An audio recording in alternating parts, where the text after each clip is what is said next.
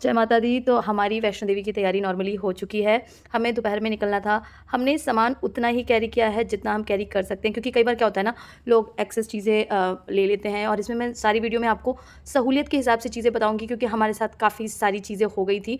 हमने कपड़े अपने हिसाब से लिए थे कि हमारे 3 दिन का ट्रिप है, तो हम 3 की जगह 4 लेंगे, बट एक्स्ट्रा कैरी नहीं करेंगे। क्योंकि होता क्या है ना, कि जब हम एक्स्ट्रा कैरी कर लेते हैं तो बहुत दिक्कत होती है कपड़ों को रखने में, ले जाने में। और आप अगर रैंडमली प्लान कर रहे हैं या फिर किसी से पूछ के कर रहे हैं ना, तो आपकी ट्रिप पूरी तरीके से ख़राब होने वाली है। तो मुझे नॉर्मली मैं अपने पापा के साथ कई बार जा चुकी थी, बट हस्बैंड और मेरी ये विज़िट फर्स्ट टाइम थी आफ्टर मैरिज। तो इस वजह से मैंने थोड़ा-सा चीज़ें ना, हमारे साथ थोड़ी-सी गड़बड़ हो गई थी। उसके बाद हमने वंदे भारत ली थी। वंदे भारत जो नॉर्मली दिल्ली से चलती है कटरा तक, वहाँ के लिए। बट मेरे ख़्याल से अगर आपके साथ बच्चा है ना, तो ये ट्रेन बिल्कुल सही नहीं है। हमारी हालत बिल्कुल ख़राब हो चुकी थी। कमर क्योंकि बहुत ज़्यादा पेन करने लगी थी। उसके बाद हम वहाँ गए, हमने एक नाइट स्टे किया था, तो नाइट स्टे का मैंने दिखाया नहीं। उसके बाद सुबह हम लोगों ने घोड़ा किया, उसके बाद बाणगंगा नहाए, एंड देन फिर उसके बाद हमने अपनी ट्रैवल स्टार्ट की। तो घोड़े से क्या होता है ना, कि 2 से ढाई घंटे में हो जाता है। और पैदल में थोड़ा-सा दिक्कत होती है, क्योंकि हमारे साथ हमारी बच्ची थी, जो कि पैदल कहीं भी ये नहीं होता ना, कंफर्टेबल हम नहीं होते। और हमने कपड़े भी फिर 3 सेट ही, यानी जो होता है ना, कि 1 चेंज किया और 2 सेट एक्स्ट्रा फिर से रख लिया। एंड देन उसके बाद हम ऊपर जब गए, तो हमारे साथ एक कांड ये हो गया कि हमारा जो रूम था वो शाम से बुक था। हम दोपहर तक पहुँच चुके थे। लास्टली हमें वहीं पे जहाँ रूम है वहीं पे बाहर ही स्टे करना पड़ा। तो सबसे बड़ी गड़बड़ी यही होती है कि जब आप ऑनलाइन बुकिंग करते हैं ना, तो आपको ध्यान रखना होता है कि आपका जो बुकिंग है वो नॉर्मली किस टाइम से किस टाइम है। क्योंकि आप वहाँ जाएँगे और आपको रूम नहीं मिलेगा, तो पूरा का पूरा ट्रिप जो है ना, वो बर्बाद हो जाता है। उसके बाद लास्टली शाम को हमें हमारा रूम मिल गया। रूम काफ़ी सही था, बट जो भी प्लानिंग करें ऑनलाइन, ऑफ़लाइन, ऑफ़लाइन में ये है कि आप जब वहाँ पहुँचते हैं तब प्लानिंग करते हैं, बट ऑनलाइन में ये है कि आप पहले से बुकिंग कर लें। और हमने वहीं पे बैठे-बैठे चेक किया, तो 2 महीने की बुकिंग लगभग-लगभग फुल थी। तो कोशिश ये करनी है कि जैसे ही काउंटर खुलता है, यानी ऑनलाइन प्लेटफ़ॉर्म खुलता है इसका, आप अपनी बुकिंग कर लें, क्योंकि इस समय छुट्टियाँ चल रही हैं और भीड़ बहुत ज़्यादा है।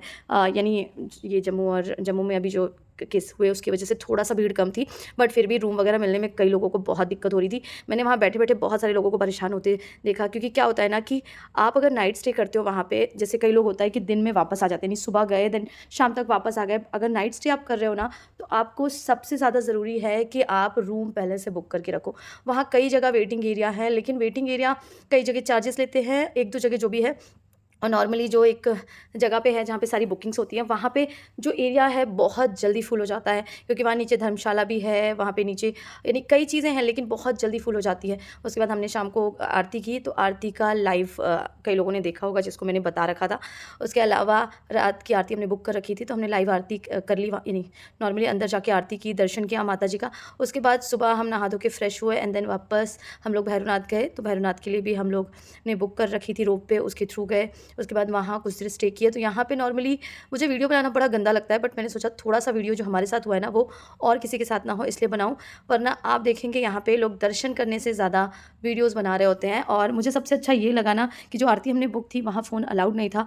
2 से ढाई घंटा जब वहाँ आरती में हम रुके ना, वो पूरा टाइम बिना फ़ोन के, यानी एक होता है ना पीसफुल माइंड होके आप वहाँ बैठे, बहुत अच्छा था। उसके बाद फिर सुबह का सारा दर्शन वगैरह करके हम नीचे आए। 10 बजे तक हमने अपना रूम छोड़ दिया था, क्योंकि हमारी 3-4 बजे की ट्रेन थी। फिर अगेन वहाँ से हमने घोड़ा किया एंड घोड़े से वापस आए।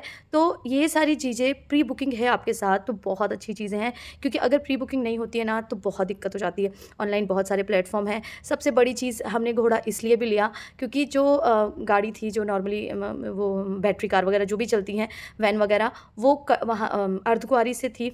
माता अर्धकुँवारी से मतलब आपको वहाँ तक भी पैदल चल के जाना पड़ेगा, या फिर घोड़ा करके जाना पड़ेगा। तो इससे अच्छा आप अगर नीचे से ही घोड़ा कर लेते हैं ना, तो मेरे ख्याल से सही है। जो पैदल जा सकते हैं वो पैदल सही है, जो नहीं जा सकते वो नीचे से घोड़ा करके ऊपर तक जाएँगे तो बेस्ट है। क्योंकि अगर आप हेलीकॉप्टर से भी जाते हो, तो वो भी 3 किलोमीटर पहले छोड़ देता है।